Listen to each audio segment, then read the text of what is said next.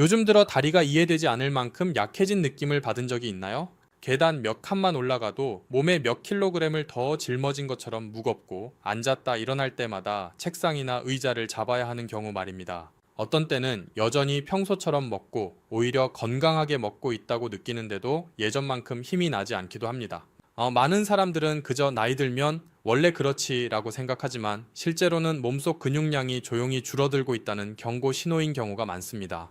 더 무서운 점은 이 감소가 시끄럽게 나타나지도 않고 당장 통증을 주지도 않으며 그저 몸이 더 피곤해지고 움직임이 느려지다가 어느 날 사소한 동작 하나에도 쉽게 넘어지거나 심지어 뼈가 부러질 수도 있다는 것입니다. 중년을 지나고 특히 60세 이후가 되면 매년 몸은 약 1% 정도의 근육을 잃을 수 있습니다. 적어 보이지만 5년, 10년이 쌓이면 근력은 상당히 떨어져 걷기가 어렵고 보행이 불안정해지며 넘어질 위험도 몇 배로 증가합니다. 근육을 벽돌로 쌓은 벽이라고 상상해 보세요. 젊을 때는 벽돌이 계속 단단히 쌓이지만 나이가 들면 벽돌이 하나씩 떨어지기 시작합니다. 처음에는 티가 잘 나지 않지만 어느 순간 벽돌이 많이 빠져나가면 벽은 허물어지고 처음처럼 다시 세우기 어려워집니다. 근육을 오래 잃어버리는 것도 이와 같습니다. 잃은 뒤에 회복하는 것은 미리 지키는 것보다 훨씬 더 어렵습니다.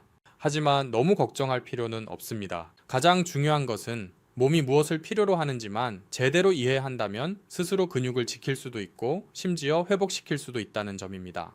한국을 비롯해 국제적으로도 많은 대규모 연구에서 고품질 단백질이 풍부한 식단이 근손실을 늦추고 다리 힘을 개선하며 균형 감각을 높이고 어르신들이 일상생활에서 독립성을 유지하도록 도울 수 있다는 사실이 밝혀졌습니다. 흥미로운 점은 근육에 도움되는 최고의 식품들이 비싸거나 구하기 어려운 것이 아니라 대부분 마트나 편의점, 온라인에서 쉽게 살 수 있는 아주 익숙한 것들이라는 것입니다. 그리고 제가 많은 고령 환자분들이 실제로 활용해 눈에 띄는 건강 개선을 보았던 계란보다 단백질이 더 많은 10가지 식품을 소개해 드리기 전에 한국 건강 프로그램 스타일답게 한 말씀만 드리겠습니다. 이 주제가 본인이나 부모님께 정말 도움이 될 것 같다면 구독과 팔로우를 눌러주시고 댓글도 남겨주세요. 특히 이 식품들을 한국식 식단에 어떻게 조합하면 좋을지 제가 따로 자세한 영상으로 만들어 드리길 원하신다면 댓글에 숫자 1만 남겨주세요. 저는 항상 댓글을 읽고 있고 여러분의 가족 건강을 위한 여정을 함께 할 수 있으면 정말 기쁩니다.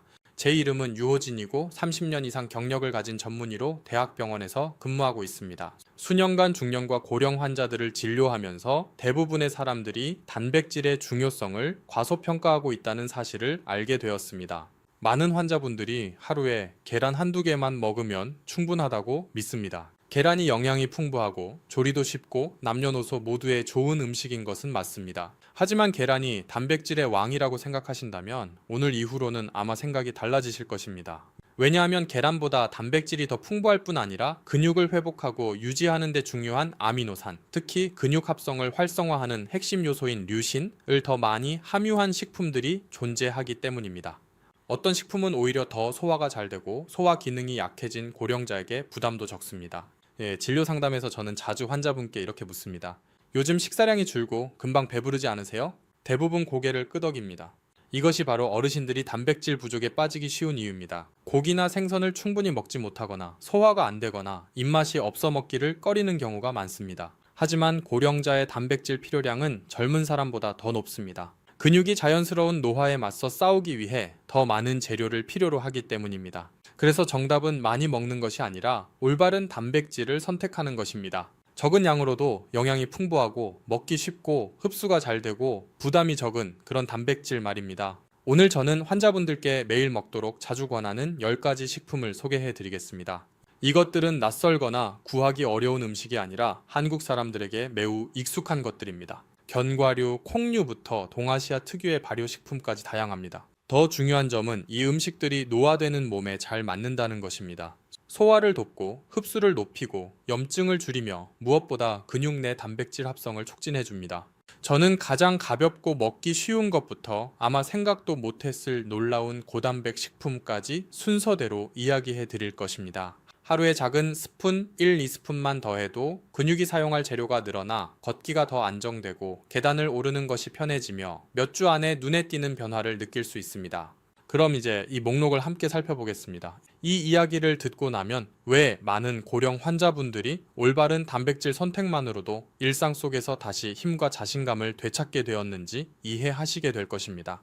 제가 계란보다 단백질이 더 많은 식품들에 대해 환자분들께 설명하기 시작하면 많은 분들이 늘 매우 놀라곤 합니다. 그들은 소고기나 연어 같은 음식이 고급 단백질이라고 생각하고 견과류나 콩류는 그냥 곁들임 정도라고 여깁니다. 하지만 영양 가치를 제대로 이해하게 되면 오히려 그런 단순해 보이는 음식들이야말로 나이가 든 몸에 더 잘 맞는다는 사실을 알게 됩니다. 단백질이 풍부하면서도 소화가 쉽고 식사 후 속이 더부룩한 느낌도 적기 때문입니다. 그리고 제가 항상 가장 먼저 소개하는 것은 바로 병아리콩입니다. 병아리콩은 많은 한국 분들이 샐러드, 비빔밥, 가벼운 스튜 등에 익숙하게 사용해 온 식품입니다. 제가 환자분들께 우선적으로 권하는 이유는 병아리콩이 계란보다 단백질 함량이 높을 뿐 아니라 수용성 식이섬유가 풍부하기 때문입니다. 이 식이섬유는 변비나 소화 불량이 잦은 고령자에게 매우 중요합니다. 뿐만 아니라 병아리콩의 식이섬유는 혈당을 더 안정적으로 유지하고 몸속의 조용한 염증 반응을 줄여 근육을 간접적으로 보호해줍니다. 저는 70세가 조금 넘은 한 환자분을 기억합니다. 치아가 약해 고기를 거의 먹지 못해 진료 때마다 늘 피곤하고 계단 오르기가 힘들다고 하셨습니다. 그래서 저는 그분께 매일 감자, 채소와 함께 병아리콩 한 줌을 넣은 간단한 스튜만 끓여 드시라고 권했습니다. 한 달 뒤 그분은 다리가 덜 떨리고 아침에 일어날 때 훨씬 수월하다고 말씀하셨습니다. 때로는 식품 선택의 작은 변화가 우리가 생각하는 것보다 훨씬 큰 효과를 내는 것입니다. 병아리콩에서 저는 보통 퀴노아로 이야기를 이어갑니다. 한국에서는 다들 다이어트용 쌀 정도로 생각하지만 사실 퀴노아는 영양가가 매우 뛰어나고 근손실이 있는 분들에게 특히 좋은 식품입니다. 가장 중요한 점은 퀴노아가 9가지 필수 아미노산을 모두 갖춘 몇 안 되는 곡물이라는 것입니다. 그중 하나인 라이신은 근육 조직을 만들고 칼슘 흡수를 높여 뼈를 튼튼하게 만드는 데 중요한 역할을 합니다. 고령 환자분들께 많은 고기를 먹으라고 하면 속이 더부룩해지는 경우가 많기 때문에 저는 보통 밥에 퀴노아를 20-30% 섞어 지어 드시라고 권합니다. 이렇게 하면 맛은 크게 변하지 않으면서도 단백질 섭취를 자연스럽게 늘릴 수 있습니다. 여러 연구에서도 퀴노아를 몇 주간 꾸준히 섭취하면 다리 힘이 좋아지고 어르신들이 움직일 때 훨씬 편안함을 느낀다는 결과가 있습니다. 제 환자 중 한 분은 선생님, 퀴노아 넣고 밥을 지었더니 남편이랑 아이들도 같이 먹게 됐어요. 온 가족이 더 건강해진 느낌이에요. 라고 말한 적이 있습니다. 그런 말을 들을 때 저는 작은 변화가 가족 전체에 좋은 영향을 주는 것이 정말 기쁘게 느껴집니다. 또 하나 제가 매일 식사에 뿌려 먹기를 권하는 식품이 바로 호박씨입니다. 한국 사람들이 매우 쉽게 살 수 있는 식물성 단백질 중 가장 밀도가 높은 음식 중 하나입니다. 제가 호박씨를 특히 좋아하는 이유는 단백질뿐 아니라 마그네슘, 아연, 철분이 풍부하다는 점입니다. 이 세 가지는 근육의 수축과 이완, 혈액 속 산소 운반, 피로 감소에 모두 중요한 역할을 합니다. 저는 어지럼증이나 근육 피로를 자주 호소하는 어르신 환자들을 여럿 보았는데 검사해보면 경미한 마그네슘 부족인 경우가 많았습니다. 아침 요거트 위에 호박씨를 뿌리거나 밥에 살짝 섞어 드시도록 권하면 이런 증상이 눈에 띄게 좋아지는 경우가 많습니다. 고령자는 젊은 사람보다 미량 영양소 결핍이 쉽게 나타나기 때문에 호박씨 같은 작은 식품이 매우 소중한 역할을 합니다. 씹기 어려운 분들을 위해 가라 가루로 만들어 죽에 섞어 드셔도 아주 좋습니다. 하지만 제가 강조하고 싶은 것은 많은 한국 분들이 아직 익숙하지 않은 식품임에도 불구하고 효과가 뛰어난 템페, 즉 템페, 대두 발효식품입니다. 한국에서는 두부가 아주 흔하지만 템페는 두부보다 단백질 함량이 높고 류신이 더 풍부하며 자연 발효 과정을 거쳐 훨씬 소화가 쉽습니다. 이것은 소화 기능이 약해진 고령자에게 매우 중요한 장점입니다. 템페는 고품질 단백질을 제공할 뿐 아니라 장내 유익균도 공급해 장내 환경을 조절하고 영양소 흡수를 높여 근육 회복을 더욱 빠르게 돕습니다. 저는 환자분들께 템페를 한국식으로 활용하는 방법을 자주 알려드립니다. 예를 들어 채소와 함께 볶기, 간장으로 가볍게 양념해 구워 먹기, 혹은 속이 부담스러울 때는 고기 대신 템페 불고기 버전으로 만들기 등입니다. 발효 과정 덕분에 콩 소화가 쉬워진다고 설명해 드리면 두부만 먹으면 더부룩해 하던 환자분들도 템페는 용기 내어 먹어보고 확실히 다르다고 말씀하십니다.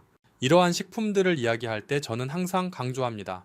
목표는 고기나 생선을 완전히 대체하는 것이 아니라 나이 든 분들이 더 쉽게 먹고 잘 소화하고 입맛에 맞는 단백질 선택지를 늘려주는 것입니다.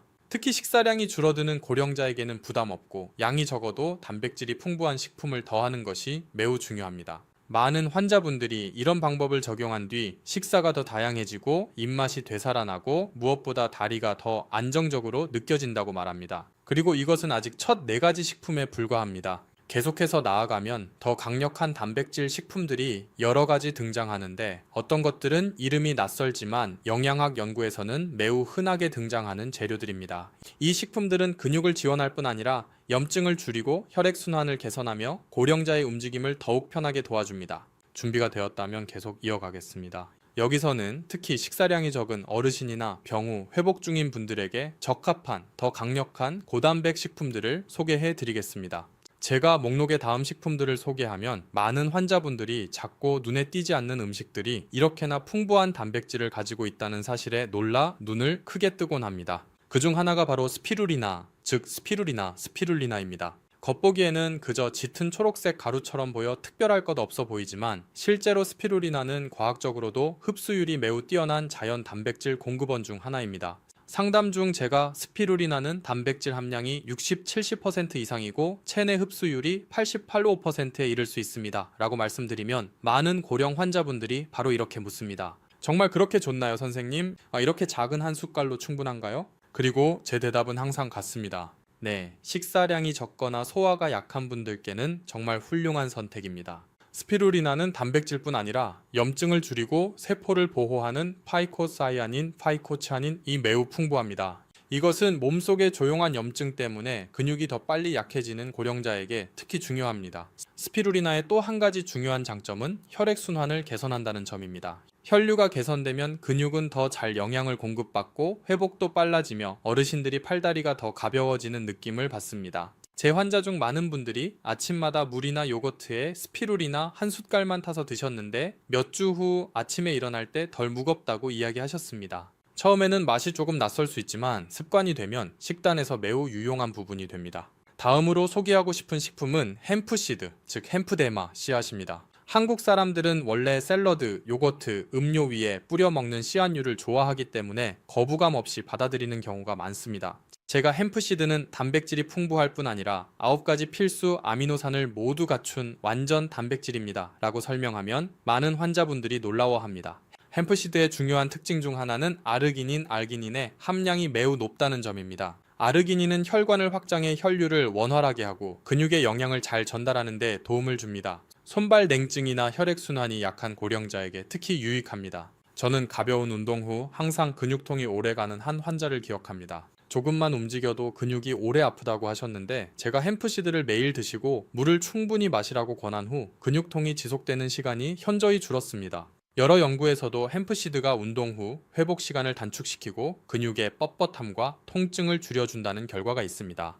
더 강력한 단백질로 넘어가면 세이탄을 빼놓을 수 없습니다. 세이탄은 고단백 저지방 식단에서 흔히 사용되는 식품입니다. 흥미로운 점은 한국에서 젊은 층이 다이어트 프로그램을 통해 세이탄을 들어본 경우는 많지만 고령자들은 이것이 자신들에게도 훌륭한 단백질 공급원이 될 수 있다는 사실을 잘 모른다는 것입니다. 세이탄은 미래 단백질 성분인 글루텐으로 만들어지기 때문에 단백질 함량이 매우 높고 계란보다 훨씬 풍부합니다. 상담 중 제가 세이탄 한 조각만으로도 고기 한 접시에 해당하는 단백질을 섭취할 수 있습니다 라고 하면 많은 환자들이 정말이냐며 여러 번 묻곤 합니다. 실제로 세이탄은 지방과 콜레스테롤이 거의 없어 고령자들이 단백질을 더 먹어도 속이 부담되지 않는 장점이 있습니다. 하지만 저는 항상 조심스럽게 말씀드립니다. 세이탄은 셀리악병이나 글루텐 알레르기가 있는 분에게는 적합하지 않습니다.